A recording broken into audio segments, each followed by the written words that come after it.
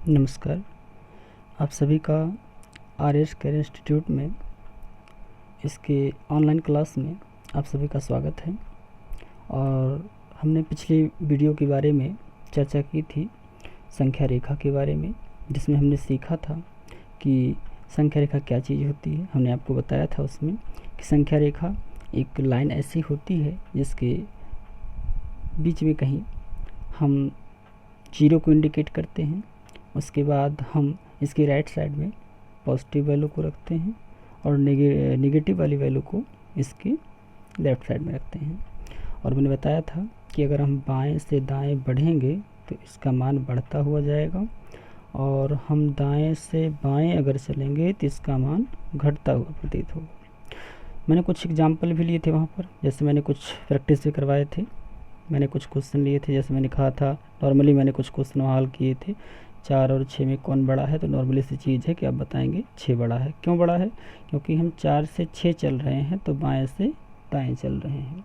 तो इस प्रकार से यहाँ पर हमने आपको बताया कि अगर आप बाएं से दाएं चलेंगे तो मान कैसा होगा? बढ़ता हुआ। और अगर आप दाएं से बाएं चलेंगे तो मान कैसा होगा? घटता हुआ। मैंने कुछ क्वेश्चन को लिया वहाँ पर, आपको समझाया भी नॉर्मली संख्याओं में कौन बड़ा है कौन छोटा है। संख्या रेखा का जो मतलब होता है वो ऐसी ढेर सारी संख्याओं को इंडिकेट करना, एक तल पे इंडिकेट करना ही इसके लिए ये यूज किया जाता है। आज हम इसके अगले टॉपिक पे चर्चा करते हैं। पिछले टॉपिक को हमने पढ़ा, कुछ क्वेश्चन को पढ़ा, लेकिन अब हम इसके दूसरे पार्ट पर आते हैं। दूसरे पार्ट में हम सीखेंगे कि जैसे हमारा ये संख्या रेखा है, इस पर मैंने जितनी भी संख्याओं को प्रदर्शित किया वो या तो नेगेटिव थी या तो पॉजिटिव थी, और दोनों में ये पूर्णांक वैल्यू थी। सारी की सारी जो प्लस में लिखी गई है, माइनस में लिखी गई है, सब के सब एक ऐसी वैल्यू है, पूर्णांक वैल्यू है। लेकिन अगर हमें यहाँ पर ये प्रदर्शित करना हो, जैसे कि हम एक एग्जांपल ले लें कि 4/3। अब इसको अगर हमें इस पे प्रदर्शित करना हो कि 4/3 इस संख्या रेखा पर कहाँ होगा, तो इसके लिए हम सबसे पहले इसको मिश्रित वैल्यू में कन्वर्ट कर लेते हैं। कैसे कन्वर्ट करेंगे ध्यान से देखिएगा।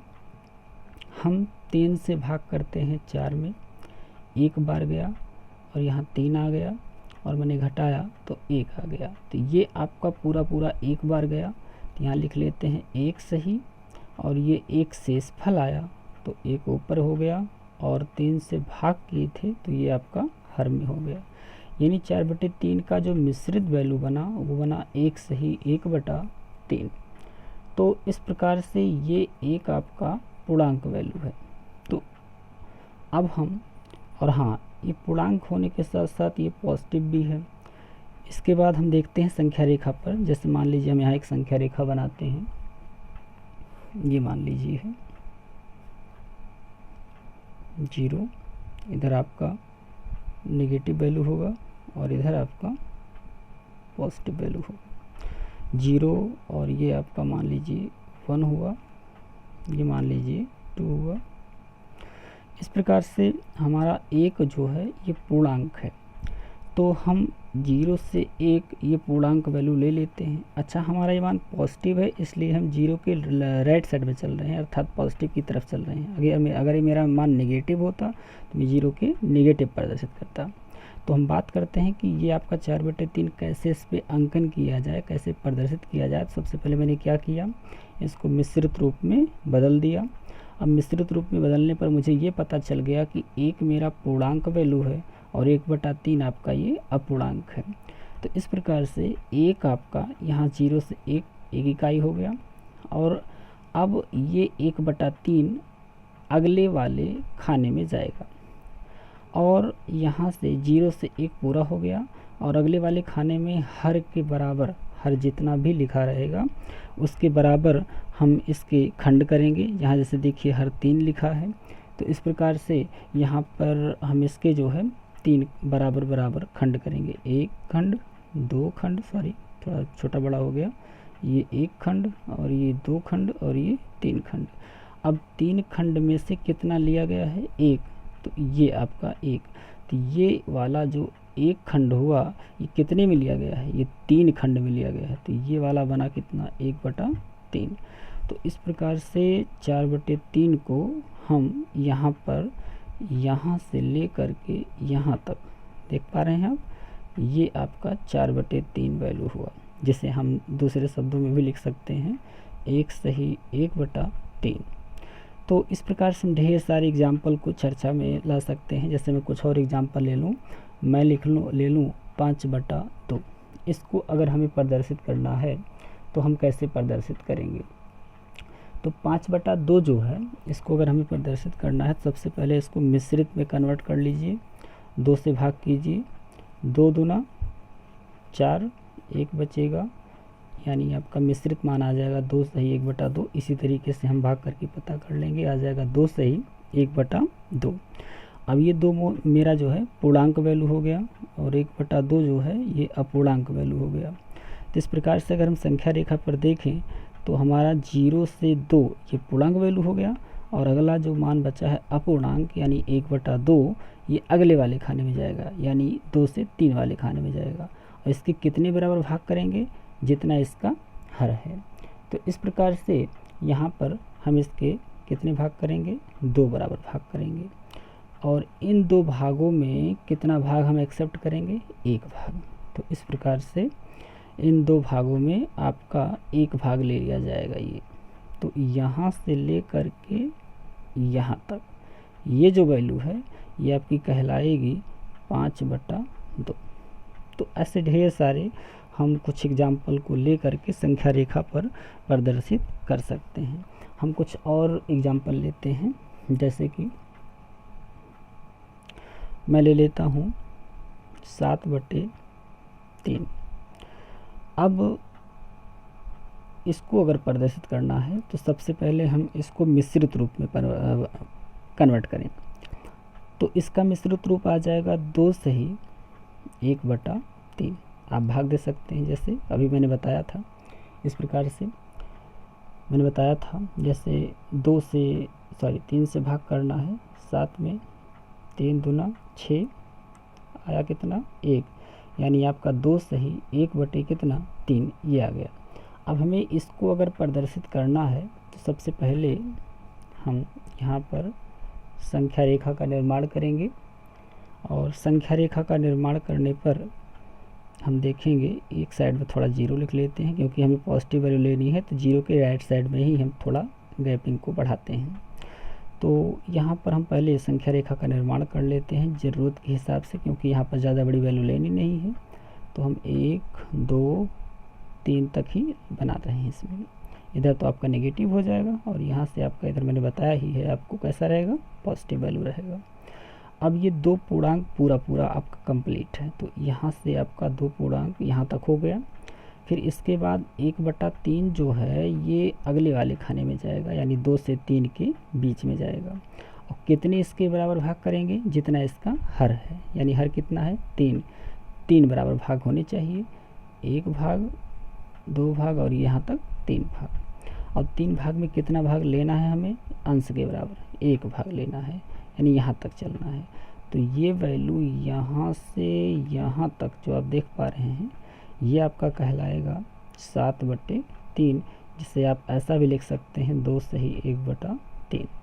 तो उम्मीद है कि आपको समझ में आ रहा होगा कि अगर हम संख्या रेखा पर पूर्णांक को प्रदर्शित करते हैं 2, 3, 4 या -1, -5 इस प्रकार से कुछ भी, तो वो तो नॉर्मली आप उस संख्या रेखा पर प्रदर्शित कर लेते हो। लेकिन अगर हमें अपूर्णांक वैल्यू कुछ इस प्रकार से मिश्रित मिल जाए तो हम संख्या रेखा पर कैसे प्रदर्शित करेंगे ये आपको जो है पता चल गया हो। चलिए कुछ और एग्जाम्पल को लेके अभी हम हल करेंगे।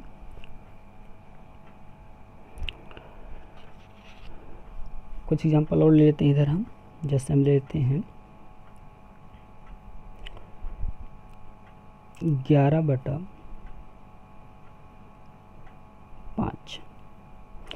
अभी इसका मिश्रित रूप क्या बनेगा? इसका मिश्रित रूप बनेगा इसी प्रकार से मैंने पिछले में भी आपको बताया, उसी प्रकार से कर लीजिएगा। तो आ जाएगा 2 सही 1/5। अब इसको अगर हमें संख्या रेखा पर प्रदर्शित करना है तो कैसे करेंगे, ध्यान से देखिएगा। इसी प्रकार से 0, इधर तो आपका निगेटिव वैल्यू होगा, इधर से लिखने से मतलब है नहीं, इधर भी, इधर आपका कैसा वैल्यू होगा 0 की पॉजिटिव। मैंने संख्या रेखा की पिछली वीडियो में आप सभी को सब कुछ बता दिया है कैसे बनाया जाता है। अब हम 11/5 को जब मिश्रित रूप में कन्वर्ट किए हैं, 2 से 1/5 आया है, तो इसमें पहले हम समान दूरी पर संख्या रेखा पर अंक लिख लेते हैं, 1 2 3 और ये 4। अगर हमें आवश्यकता पड़ती है तो हम और अंकों को लिखने की आवश्यकता पड़ेगी तो हम ऐसे आगे बढ़ा सकते हैं। अपनी आवश्यकता अनुसार संख्या रेखा का निर्माण किया जाता है। वैसे तो संख्या रेखा की लंबाई अनंत होती है, याद रखिएगा। अच्छा, तो हम 2 से ही 1/5 को जब प्रदर्शित करेंगे तो हमारा 2 तो पूर्णांक है वैल्यू, ये आपका पूर्णांक हो गया यहाँ से यहाँ तक। लेकिन 1/5 अब अगले खाने में जाएगा, यानी 2 से अगले खाने में 2 से 3 के बीच में। याद रखना, जो अपूर्णांक का मान होता है वो सिर्फ 0 और 1 डिजिट के बीच का ही मान होता है। अर्थात कहने का मतलब किसी एक खाने के बीच में ही वो मान आएगा, याद रखिएगा। तो मैं ऐसा नहीं कि 2 से 4 को ले लूँगा, नहीं, हमें अगर एक ही खाना लेना है। इस अपूर्णांक वैल्यू को प्रदर्शित करने के लिए एक ही खाना लेना है अगले का। तो इस प्रकार से हम अगले खाने में देखें तो हमारा 1/5 कैसे प्रदर्शित होगा। मैंने बताया था हर के बराबर इसके भाग करेंगे, तो यहाँ 5 है हर, तो 5 बराबर भाग कर लेते हैं। 1 2 3 और ये 4 और ये 5 भाग हो गया। 5 भाग में कितना लेना है, 1 भाग लेना है। 5 भाग ये पूरा है, इसमें से 1 भाग लेंगे तो यहाँ तक पहुँचेंगे, यानी ये हम अगर इसको और आगे बढ़ाएं तो यहाँ तक आएगा। और ये मान आपका बन गया 11/5, या इसे ऐसा भी लिख सकते हैं 2 सही 1/5। तो उम्मीद है कि आपको इस प्रकार के भिन्नात्मक मान को जो है आप कैसे संख्या रेखा पर प्रदर्शित करेंगे आपको समझ में आया होगा। अब हम आगे चलते हैं, कुछ अपरिमेय संख्याओं को कैसे हम संख्या रेखा पर प्रदर्शित करेंगे उसकी चर्चा कर लेते हैं।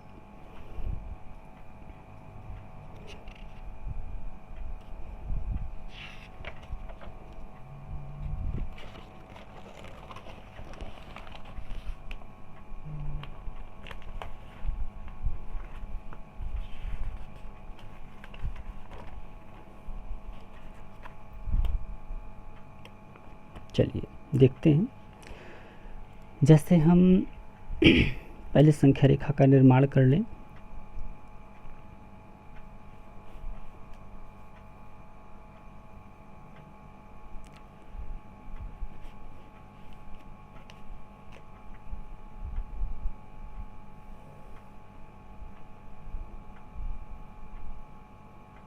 ये आपका 0 हुआ,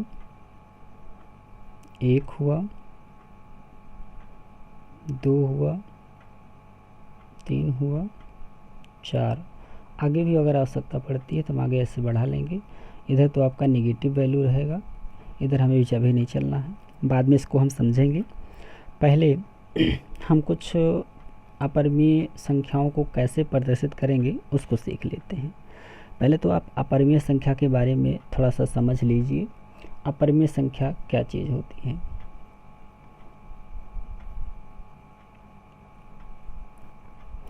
देखिए, हमारी जितनी भी अभाज्य संख्याएं हैं, अभाज्य संख्या आपको पता होना चाहिए, नहीं पता है तो हम आपको अगले वीडियो में बताएंगे। अभाज्य संख्या में जैसे आपका आता है 2 3 5 7 और याद रखिएगा 9 नहीं है, अब आता है 11 और फिर 13, ऐसे फिर 17, आगे भी ऐसे हैं। तो इस प्रकार से अभाज्य संख्याओं को अगर हम रूट के अंदर लिखते हैं इन्हीं अभाज्य संख्याओं को, जैसे √2, √3, तो यही आपका कहलाता है क्या, अपरिमेय संख्या। तो इस प्रकार से अपरिमेय संख्या को हम कैसे इस पे प्रदर्शित करेंगे इसके लिए ध्यान से देखिए। सबसे पहले आपको ये सीखना है कि आपको पाइथागोरस आता है कि नहीं। ध्यान दीजिएगा, जैसे हम कहें पाइथागोरस नियम होता है। पाइथागोरस का नियम आपको आना चाहिए, और ये जो नियम होता है आप लोग कुछ पिछली कक्षाओं में पढ़े भी होंगे। एक समकोण त्रिभुज होता है, और इस समकोण त्रिभुज में जैसे मान लेते हैं इसका नाम ABC है, तो ये अगर आपका 90 डिग्री बनता है तो ये आपका कहलाता है कर्ण, और ये कहलाता है क्या, लंब, और ये कहलाता है आधार। तो हमेशा पाइथागोरस का जो नियम होता है याद रखिएगा समकोण त्रिभुज में ही लागू होता है। तो इसका नियम क्या होता है ध्यान दीजिएगा, इसमें नियम होता है कर्ण का स्क्वायर इज इक्वल टू लंब का स्क्वायर प्लस आधार का स्क्वायर। ये आपका जो है नियम होता है इस प्रकार से। तो इस नियम के कुछ यूज़ आप पिछली कक्षाओं में पढ़े भी होंगे। हम इसके थोड़ा आगे चलते हैं। तो हम आपको बता रहे हैं कि अपरिमेय संख्याओं को कैसे आप इस संख्या रेखा पर प्रदर्शित करेंगे। तो इसी नियम की सहायता से हम प्रदर्शित करेंगे। देखते हैं, जैसे पहला हमारा अपरिमेय संख्या अगर हम लें √2, तो √2 कैसे हम प्रदर्शित करें। सबसे पहले आपको क्या करना है कि संख्या रेखा पर एक इकाई ले लेनी है, एक इकाई का मान ले लेना है, और इस पर एक इकाई पर जहाँ पहुँचे लंबवत एक जो है लाइन खींचनी है, और इस पर भी एक इकाई ही ले लेना है, याद रखिएगा। फिर इस पॉइंट को हमें इससे मिला देना है, और मिलाने के बाद आप जानते हैं ये आपका समकोण त्रिभुज बन जाएगा, जिसमें आप इस नियम से अगर हल करेंगे तो ये आपका फिलहाल कर्ण हो जाएगा। याद रखिएगा 90 अंश का जो कोण बनता है उसके सामने वाला जो साइड होता है वो कर्ण कहलाता है, याद रखिएगा।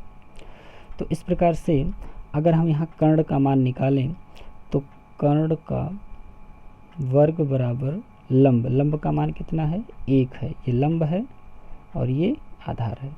तो लंब का मान क्या है 1 का वर्ग, और आधार का मान क्या है 1 ही है, 1 का वर्ग। तो कर्ण का स्क्वायर इज इक्वल टू 1 का वर्ग कितना आएगा 1 ही आएगा, फिर 1 का वर्ग कितना आएगा 1 ही आएगा। तो यहाँ से कर्ण का स्क्वायर बराबर बना 1 धन 1, और जुड़ेगा ये कितना आएगा 2 आएगा, यानी कर्ण का स्क्वायर बराबर कितना आया 2 आया। लेकिन ये स्क्वायर जब हटा के इधर आएगा, या कह सकते हैं दोनों पक्षों का वर्गमूल लेंगे। आप लोग वर्गमूल पिछली कक्षाओं में 8th में पढ़ चुके होंगे, या अन्य किसी क्लास के पिछले में उससे आपको जानकारी होगी। तो कर्ण का जो स्क्वायर है वो जब हटाएंगे तो यहाँ बचेगा कर्ण, और ये स्क्वायर इधर आ जाएगा तो इधर रूट का चिन्ह बन जाएगा, यानी कर्ण का मान आ गया कितना √2। तो इस प्रकार से इस कर्ण का मान कितना आ गया √2 आ गया। अब हम इस संख्या रेखा पर √2 को प्रदर्शित कर रहे हैं, तो कैसे करेंगे। अब याद रखिएगा यहाँ O से लेकर A तक की जो वैल्यू बनी कर्ण की वो कितनी बनी √2। अब हम O पर गोला प्रकार से उसकी और A पर ले करके एक चाप लगा देंगे O से और A, और जब चाप लगाएंगे तो कुछ इस प्रकार से आपका जो है ये ड्रा होगा, और ये पॉइंट जहाँ से ड्रा करते हुए नंबर लाइन को काटेगा वहाँ से आपका ये 0 वाला पॉइंट मिला देंगे। तो ये डिस्टेंस जो बनी ये वाली, ये टोटल डिस्टेंस बनी √ कितना 2, यानी यहाँ से यहाँ तक देख पा रहे हैं, ये डिस्टेंस बनी √2। तो ऐसे ही हम √3 को भी, √4, √5 को भी प्रदर्शित कर सकते हैं। चलिए कुछ और देखते हैं। जैसे √3 को प्रदर्शित करना है, अब हमें √3 कब मिलेगा, जब हम एक समकोण त्रिभुज में, ये आपका 90 बना, ये मान अगर हम आधार का √3 रख दें और लंब का कितना रख दें, √ लगाने की आवश्यकता नहीं है, 1 ही रख दें। तो इस प्रकार से पाइथागोरस जब लेके हल करेंगे तो कर्ण का जो मान होगा वो 1 का वर्ग प्लस और अंडर रूट 3 का जो वर्ग होगा वो कितना आएगा, 3 आएगा। तो इस प्रकार से इसको हल करेंगे तो आ जाएगा, सॉरी मैंने कुछ गलती कर रखी है, यहाँ हम आधार को अंडर रूट 2 मानेंगे। याद रखिएगा हमने जो पहला ये ड्रा किया है, पहला वाला, इसी पहले वाले को बेस मानते हुए सारे अपरिमेय संख्याओं को हम प्रदर्शित करेंगे, याद रखिएगा। तो ये आधार अंडर रूट 2 मानना पड़ेगा और आपका परपेंडिकुलर 1 मानना पड़ेगा। तो इस प्रकार से अंडर रूट 2 का वर्ग यहाँ क्या बनेगा, 2 बनेगा। तो 2 बनेगा ये, और ये का वर्ग 1 आएगा ही, तो 2 और 1 मिलकर क्या हो जाएगा, इस प्रकार से रूट 3। तो ये आपका जो है कर्ण का मान कितना आ गया, रूट 3। याद रखिए अगर हमें अंडर रूट 3 की वैल्यू बनानी है तो आधार का मान अंडर रूट 2 होना चाहिए और लंब का मान कितना होना चाहिए, 1 होना चाहिए। तो इसी पे हम देखते हैं कैसे अंडर रूट 3 को प्रदर्शित करेंगे। तो आधार मैंने ले लिया, यहाँ से यहाँ तक कितना है, अंडर रूट 2। इस पे मैंने लंब खींचा, वो भी कितने डिस्टेंस का, कितने का, 1 का, 1 सेंटीमीटर या 1 इकाई जिसमें भी आप माप रहे हो, 1 का। अब यहाँ से ओ से उस पॉइंट को मिला दिया।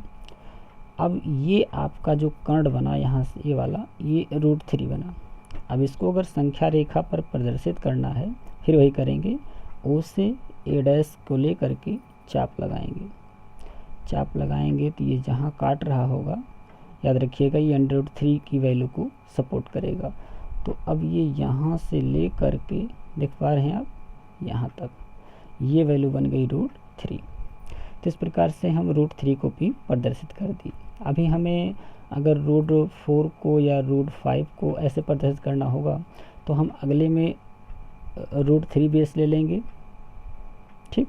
और अगले में अगर मुझे रूट 5 प्रदर्शित करना है तो अगले में बेस जो है रूट 4, यानी वैल्यू कितनी बन जाएगी, 2, यानी रूट 4 का मान लेंगे तो अगला भी आ जाएगा। इसी प्रकार से हम अपरिमेय संख्याओं को हम इस पर प्रदर्शित कर सकते हैं। तो ये रहा आपके सामने कि अपरिमेय संख्याएं कैसे संख्या रेखा पर प्रदर्शित होती हैं। चलिए मैंने आपको इतना पॉइंट बता दिया, उम्मीद है आपको समझ में आया होगा। आप अपने घर पे बैठ के कुछ ऐसे प्रैक्टिस कर लीजिएगा।